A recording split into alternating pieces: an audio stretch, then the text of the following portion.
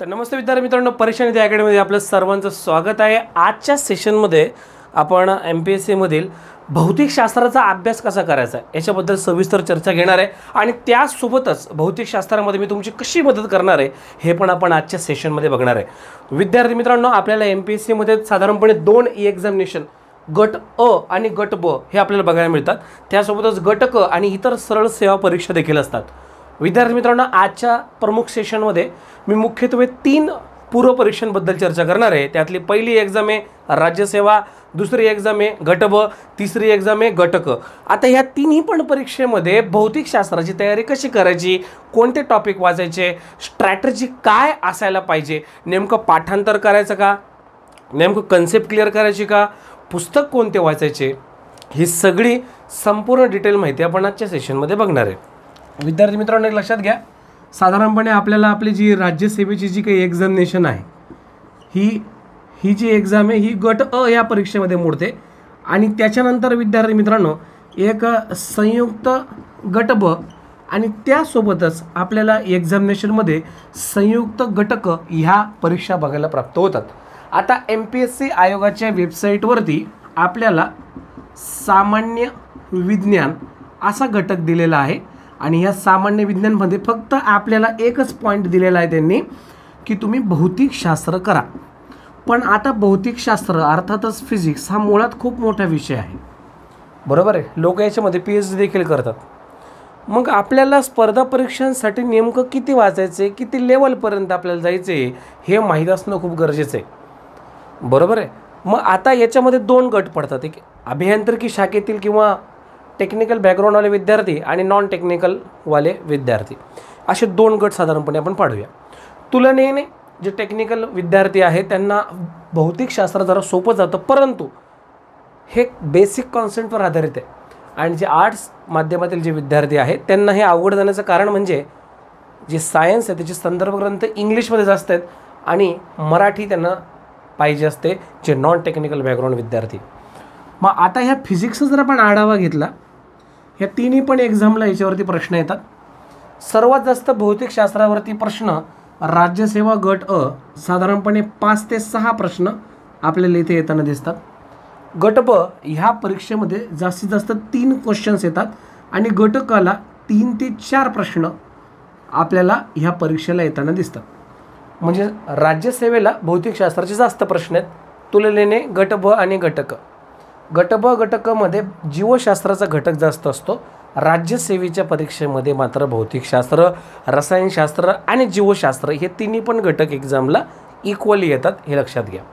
आता आपण चर्चा करूया ह्या भौतिकशास्त्र या फिजिक्सची नेमकं याचं काय करायचं आहे। तर जर आपण पाहिलं की आपली जी काही राज्यसेवेची परीक्षा आहे ही पदवीपर्यंतची परीक्षा आहे, बरोबर आहे।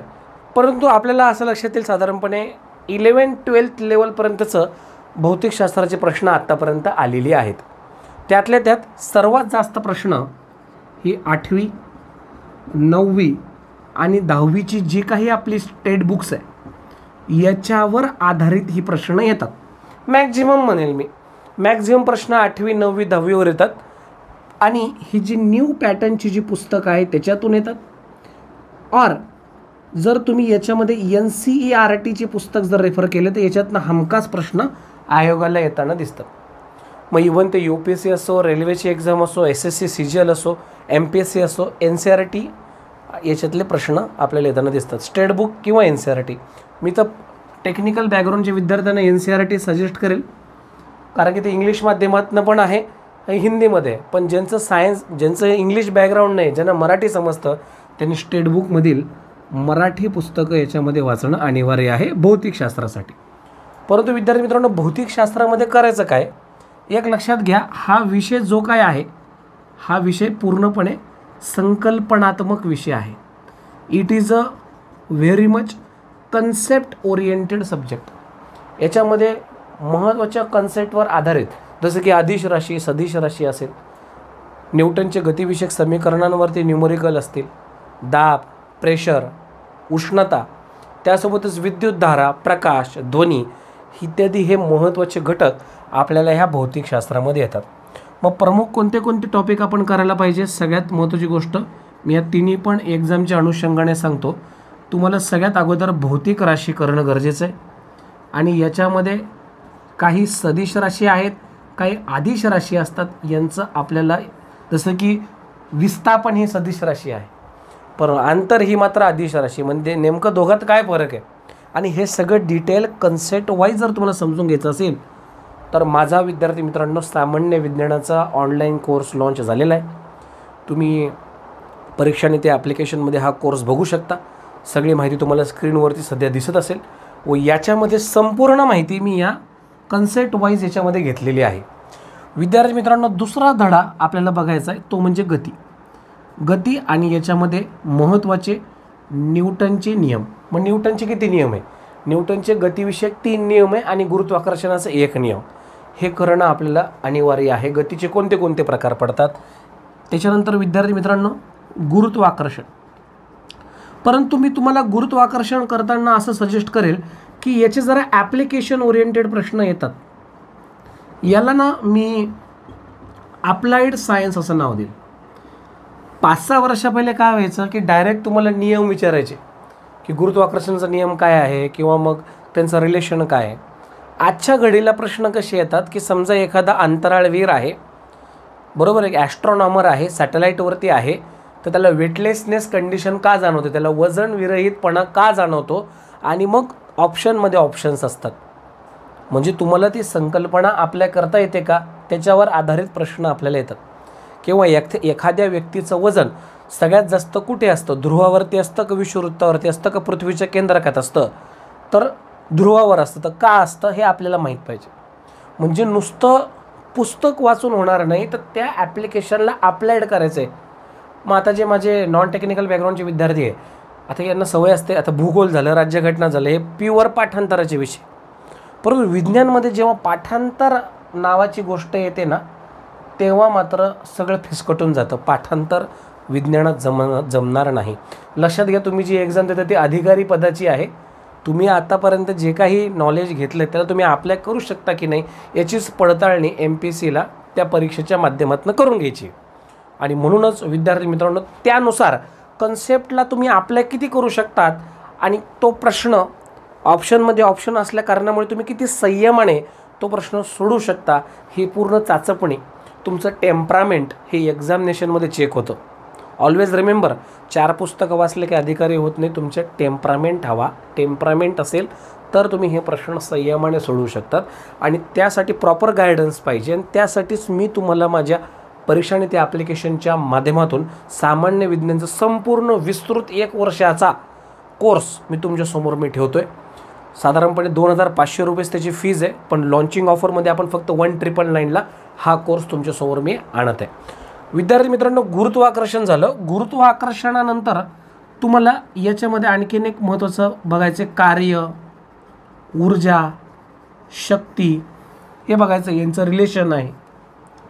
बरोबर आहे. तुम्हाला एक गंमत सांगतो. काय झालं तुम्हाला सगळ्यांना हे तर माहिती असेल की शक्ती म्हणजे काय असतं. विद्यार्थी मित्रांनो शक्ती म्हणजे कार्य भागिले काल असतं. मित्रांनो कार्य म्हणजे काय असतं. कार्य म्हणजे बल गुणिले विस्थापन भागिले काल असतं बरं का. आणि विस्थापन भागिले काल म्हणजे वेग असतं.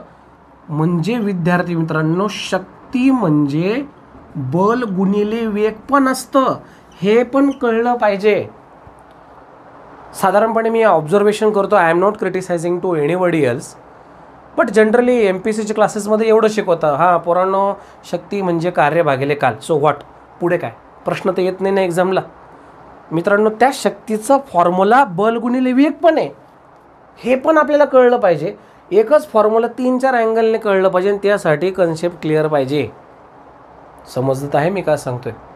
तसं माझ्या सगळ्या व्हिडिओ लेक्चर्समध्ये मी कन्सेप्टला महत्त्व दिले आणि एकदम हळू मराठीमधनं आणि इंग्लिशमधनं दोघांमधनं पण मी सांगितलेलं आहे. एकच भौतिक राशी 2 अलग अलग फॉर्म्युल्यांमध्ये कसं व्यक्त होते हे माहीत असणं गरजेचं आहे. आता रिसेंटली मागे ते MPSCने प्रश्न विचारला होता. पाण्याची मोटर आहे, एवढ्या ठराविक उंचीवर तर पाणी जात आहे 2 मीटर उंचीपर्यंत, तर त्यांनी त्याचा वेग दिला होता, शक्ती काढा विचारलं होतं. असे प्रश्न न्यूमरिकल बेस प्रश्न एक्झामला येतात. न्यूमरिकलवरनं मला आता आठवलं एक महत्त्वाची गोष्ट. आपल्या भौतिकशास्त्रामध्ये गती, गुरुत्वाकर्षण, कार्य, ऊर्जा, शक्ती आणि गतिपास्त जेवढे पण पुढचे आहेत सगळ्यांवरती प्रॉब्लेम्स येऊ शकतात. बरेच मुलं प्रॉब्लेमला घाबरतात. मुळात प्रॉब्लेमला आपल्याला घाबरण्याची गरजच नाही. न्यूमरिकल्स त्याच व्यक्तीला जमतात ज्याची कन्सेप्ट क्लिअर आहे. म्हणजे पाठांतर करणारे जे विद्यार्थी आहे त्यांना इथं जमणार नाही. तुम्ही एक लक्षात घ्या मित्रांनो, MPSCमध्ये अलग अलग विषय, जसं इंग्लिश आहे, मराठी हे भाषा विषय, त्याचा अभ्यासाची तयारी वेगळ्या पद्धतीने होते. जसं की वोकॅब्लरी अशी होते. राज्यघटना भूगोलमध्ये पाठांतर चालतं. गणित बुद्धिमत्तेला प्रॅक्टिस लागते. विज्ञानसारख्या विषयामध्ये आपल्याला ह्या ठिकाणी घोकणपट्टी करून जमणार नाही, तर आपल्याला कन्सेप्ट अप्लाय करता आली पाहिजे. येते लक्षात. आणि डेफिनेटली एका दिवसात होत नाही. किमान 2 महिन्याच्या अभ्यासामध्ये तुम्ही विज्ञानाचा परिपूर्ण अभ्यास करू शकतात, हे तुम्ही लक्षात घ्या. कार्य ऊर्जा शक्तीवर तुम्हाला मी सांगितलं आहे असा फॉर्म्युला येतो. किंवा आता जनरली तुम्हाला कार्य म्हणजे काय, आता तुम्हाला मी गंमत सांगतो. आता कार्य म्हणजे काय, बल गुणिले विस्थापन हे माहिती असतं. पण तुम्ही स्टेट बुकमध्ये जर पाहिलं तर बल गुणिले विस्थापन गुणिले कॉस थिटा पण दिलेलं आहे. मग निगेटिव्ह कार्य काय असतं, कोणत्या अँगलला असतं, हे कॉस काय असतं, कॉस साईन कॉस. बऱ्याच जणांना हे पण माहीत नसतं. तर थोडंफार त्याची माहिती घेणं गरजेचं आहे. हे आपल्याला 10वीच्या पुस्तकात 9वीच्या पुस्तकात हे दिलेलं आहे मित्रांनो. त्याच्यानंतर 5व्या क्रमांकाला मी तुम्हाला असं म्हणेल की तुम्हाला दाब अर्थात प्रेशर हे तुम्हाला करणं गरजेचं आहे. 6व्या क्रमांकाला विद्यार्थी मित्रांनो उष्णता आणि हीट हा धडा करणं गरजेचं आहे. मग उष्णता दाब याच्यावरती पण आपल्याला प्रश्न येतात. मग त्याच्यात थोडंसं आता काय करायचं, आपल्याला बदलत्या पॅटर्ननुसार थोडं मॉडर्नायझेशन करायचं आहे. जसं की बॉईल्स लॉ काय आहे, बरोबर आहे की नाही, प्रेशर व्हॉल्यूमचा संबंध काय आहे, चार्ल्स लॉ काय आहे, बरोबर आहे. हे थोडंफार आहे ना, थोडं एंट्री लेवल 11वी म्हणतोय मी, एंट्री लेवल 11वीचं थोडंफार हे करणं गरजेचं आहे. Kinetic theory of gases, radiation, heat transfer, specific heat capacity, latent heat, बरोबर आहे की नाही, त्याला आपण अप्रकट उष्मा वगैरे असं म्हणतो. आणि हे गोष्टी आता नव्याने ते एक्झामला येत आहे. बघा त्याच गोष्टी थोडी ते विचारणार तुम्हाला नेहमी. तुम्हाला अपडेट राहावं लागणार आणि ते अपडेट राहण्यासाठी आपल्याला प्रिव्हियस इयर क्वेश्चन पेपरचं ॲनालिसिस खूप गरजेचं आहे. आणि त्याचमुळे MPSCचे विज्ञान असो, पुढे काही इतर सगळे विषय असो, परीक्षा नीती या यूट्यूब चॅनलवरती तुम्हाला सर्वच्या सर्व विश्लेषण मोफत बघायला प्राप्त होतील. विद्यार्थी मित्रांनो 7वा धडा आपल्याला याच्यामध्ये करायचा आहे. 7th नंबरचा धडा आहे तो म्हणजे विद्युत धारा व चुंबकत्व. मग विद्युत धारा म्हणजे करंट भागिले, म्हणजे विद्युत धारा बरोबर प्रभार भागिले कालावधी, चुंबकत्व नॉर्थ पोल साऊथ पोल एवढंच नाही. आता तर याच्यामध्ये फॅराडेज लॉ आहे, ओरेस्टेडचा मॅग्नेटिक इफेक्ट ऑफ इलेक्ट्रिक करंटचा नियम आहे, राईट हँड रूल आहे, राईट हँड थंब रूल आहे, लेफ्ट हँड रूल आहे. हे महत्त्वाचे रूल्स काय आहेत 10वीच्या पुस्तकातले सगळं. तर हे सगळं आपल्याला एक्झामिनेशनला येतं. याच्यावर आधारित न्यूमरिकल येतं. किंवा बऱ्याच वेळेस असं विचारतात की एखादी इस्त्री आहे, रोज 2 घंटे वापरली, तिचं पॉवर 25 वॅट आहे, तर महिन्याला किती लाईट बिल येईल वगैरे वगैरे, असले न्यूमरिकल्स ह्याच्यावरती येतात. त्याच्यानंतर 8वा धडा आहे महत्त्वाचा, तो करायचा आहे तो म्हणजे ध्वनी. आणि 9वा धडा आपल्याला करायचा आहे तो म्हणजे लाईट, अर्थात आपण त्याला काय म्हणतो प्रकाश. पण जनरली मुलं काय करतात, आता प्रकाश धडा जर घेतला आपण, त्याच्यामध्ये ते परावर्तन अपवर्तन म्हणजे रिफ्लेक्शन रिफ्रॅक्शन ते आरसान भिंग झालं नाही. तुम्हाला त्या लाईटचे प्रॉपर्टीज माहीत पाहिजे. रे ऑप्टिक्सवाले प्रॉपर्टी अलग आहे, वेव ऑप्टिक्सवाले प्रॉपर्टी अलग आहे. 11वीला वेव ऑप्टिक्स नावाचा प्रकार आहे. मग त्याच्यामध्ये सुपरपोजिशन ऑफ वेव येतं, बरोबर आहे की नाही. त्याच्यामध्ये डिफ्रॅक्शन ऑफ लाईट येतं, डिस्पर्शन ऑफ लाईट म्हणजे अपस्करण, ज्याच्यामुळे रेनबो तयार होतो. वाय स्काय इज ब्ल्यू, कशामुळे आपल्याला आकाश निळं दिसतं, तर कोणत्या रंगाचं विकिरण होतं, ब्ल्यू कलरचं. हे सगळे महत्त्वाचे मुद्दे एक्झामला येतात. कोर कन्सेप्ट पण विचारते. बघा MPSCचं मी एक ऑब्झर्वेशन केलं आहे, MPSC तुम्हाला ह्या ठिकाणी अगदी कोर कन्सेप्ट विचारते. पण जेव्हा त्यांनी कोर कन्सेप्ट विचारली ना की अगदी डिटेल विचारते, म्हणजे पार 11वी-12वीच्या लेवलचं. आणि दुसरं ते न्यूमरिकल विचारते. आणि काही हॅशटॅग प्रश्न असतात, याला मी काय म्हणतो हटके, हे डू नॉट टचवाले प्रश्न असतात. तसे की आता मागे केमिस्ट्रीला न्यूट्रॉन थर्मल न्यूट्रॉन विचारलं होतं. काही प्रश्न डू नॉटवाले पण असतात. एक लक्षात घ्या, स्पर्धा परीक्षांचा कट ऑफ काही 100पैकी 100, 200पैकी 200 असं लागत नसतो, कधीच लागत. 50-60, ठीक आहे, 60च्या आतच लागतो कधी पण, 55-50च्या आत. ते जागांवर पण डिपेंड असतं. तुम्हाला इथं आउट ऑफ मार्क घ्यायचे नाही, तुम्हाला फक्त कट ऑफ क्लिअर करायचं आहे. काही प्रश्न अवघड येणार आहे. भौतिकशास्त्रामध्ये पण काही प्रश्न अवघड आहे. मी गेल्या 8-9 वर्षापासून शिकवतो आहे, विज्ञान शिकवतो, इतर विषयांमध्ये पण आहे.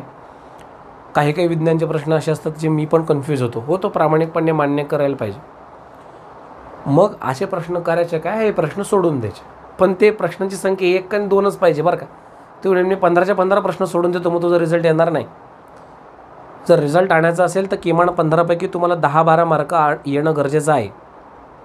मागच्या कंबाईनला 8 प्रश्न कॅन्सल झाले, होत्याचं नव्हतं झालं, बऱ्याच मुलांचा रिझल्ट गेला. बरं, ज्यांचा रिझल्ट गेला ना त्यांनी विज्ञान स्किप केलं होतं आणि दुसऱ्या MCQजवरती ते आधारित होते. तर तुम्हाला एक लक्षात आलं का, तुम्ही कोणताही सब्जेक्ट स्किप नाही करू शकत. सगळ्या विषयांचा अभ्यास तुम्हाला करावा लागतो. तुम्हाला इथं एक्सपर्ट नाही बनायचं, तुम्हाला ॲव्हरेज इन ऑल सब्जेक्ट बनायचं आहे. बघा, एक्सपर्ट इन वन सब्जेक्टवाला व्यक्ती फार तर तो सब्जेक्ट शिकू शकतो, जसं मी शिकवतो आहे तुम्हाला. पण जो ॲव्हरेज इन ऑल सब्जेक्ट असतो तो अधिकार पदमिळ होतो, हे लक्षात ठेवा नेहमी. भौतिकशास्त्रामध्ये तुम्हाला भौतिक राशी, सदिश राशी, आदिश राशी, गती, गुरुत्वाकर्षण, कार्यावर्ज शक्ती, दाब, उष्णता, विद्युत धारा, चुंबकत्व, ध्वनी आणि लाईट हे तर करायचंच आहे. एक 10वा टॉपिक याच्यामध्ये मी ॲड करतो. तो 10वा टॉपिक म्हणजे त्याला आपण किरणोत्सारिता म्हणतो. याला आपण रेडिओ ॲक्टिव्हिटी म्हणतो. अल्फा, बीटा, गॅमा रेडिएशन काय आहे त्याच्याशी निगडीत. आणि प्लस मी सजेस्ट तुम्हाला करेल की काही करंट इव्हेंट्स त्या विषयात घडलेले आहेत का, ते पण खूप महत्त्वाचं आहे. जसं की एखादं न्यूक्लिअर पॉवर स्टेशन असेल, काही पॉलिसी असेल, तर न्यूक्लिअर रिॲक्टरवरती ते प्रश्न विचारतात. तर बऱ्याच वेळेस असं होतं की काही करंट इव्हेंटमध्ये काही घटना त्या विषयात घडली आहे का, असे प्रश्न आपल्याला एक्झामला हे येतात. हे तुम्हाला करणं अनिवार्य आहे, हे ते लक्षात. तर पूर्ण बेसिकपासून सांगण्याची जिम्मेदारी माझी. स्क्रीनवरती माझा सामान्य विज्ञानचा कोर्स दिसतो आहे, डिस्क्रिप्शनमध्ये लिंक दिलेली आहे, तुम्ही जाऊन तो कोर्स घेऊ शकता आणि त्याच्या अंतर्गत सगळ्या कन्सेप्ट वाईज तुमचे डाऊट्स, डिफिकल्टीज हे तुम्ही क्लिअर करू शकता. असा हा भौतिकशास्त्राचा पॅटर्न आहे. याच्यामध्ये न्यूमरिकल्स पण आहे, कोर कन्सेप्ट्स पण आहे आणि काही हटके प्रश्न आहेत जे डू नॉट टचवाले आहेत. रेफरन्स बुक्स तुम्हाला 8वी 9वी 10वी एवढंच करायचं आहे, दुसरं काहीही करायचं नाही. त्याचप्रमाणे आपण बघतो मार्केटमध्ये कोलते सरांचं एक पुस्तक आहे, बेस्ट आहे ते, पण बस्के सरांचं पुस्तक आहे ते पण बेस्ट आहे. ठीक आहे, तुम्ही कोणतं पण एक बुक घ्या. आर्यनचं एक बुक घेऊ शकता, कोणतेही बुक. मी कोणत्याच बुकला नाव ठेवत नाही, सगळे बुक त्यांच्या लेवलला आहे. कोणता पण लेखक खूप मेहनतीने पुस्तक बनवतो, पण याची काळजी घ्या, मार्केटमधनं XYZ पुस्तक आणल्यानंतर ते किमान वाचा, पुस्तकांची थप्पी नका लावून ठेवू, येते लक्षात. आणि जर तुम्ही स्टेट बुक करणार असाल तर स्टेट बुक वाचण्याची एक पद्धत सांगतो. 8वीचं भौतिकशास्त्र, 9वीचं भौतिकशास्त्र आणि 10वीचं भौतिकशास्त्र, असं पहिले भौतिकशास्त्र संपून घ्यायचं, मग रसायनशास्त्र, मग बायोलॉजी.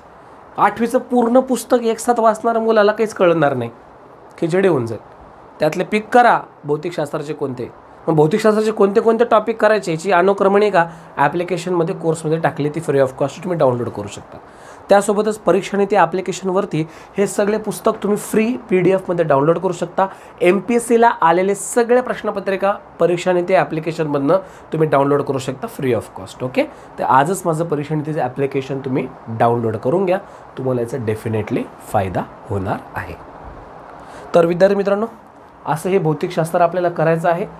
कन्सेप्ट पण आहे, न्यूमरिकल्स पण आहे, काही हटके प्रश्न पण आहे. पैकीच्या पैकी नको आहेत आपल्याला, पण 15पैकी मला 10-12 सायन्समध्ये मार्क आले पाहिजे, कट ऑफ माझा क्लिअर झाला पाहिजे, येत आहे लक्षात. तर सगळ्या विषयांना इक्वली महत्त्व देणं गरजेचं आहे. प्रत्येक विषयाच्या अभ्यासाची मेथोडॉलॉजी अलग आहे. चला, याच्यानंतर मी तुम्हाला पुढे केमिस्ट्री आणि बायोलॉजीचं कसा अभ्यास करायचा याचा पण एक सेपरेट व्हिडिओ मी घेऊन येणार आहे लवकरच. चॅनलला लाईक, सबस्क्राईब करा. टेलिग्राम चॅनलची लिंक डिस्क्रिप्शनमध्ये दिलेली आहे, ती जॉईन करा आणि माझं फ्री ॲप्लिकेशन परीक्षा नीती प्ले स्टोअरवरून डाउनलोड करा. धन्यवाद विद्यार्थी मित्रांनो, मी तुमची रजा घेतो.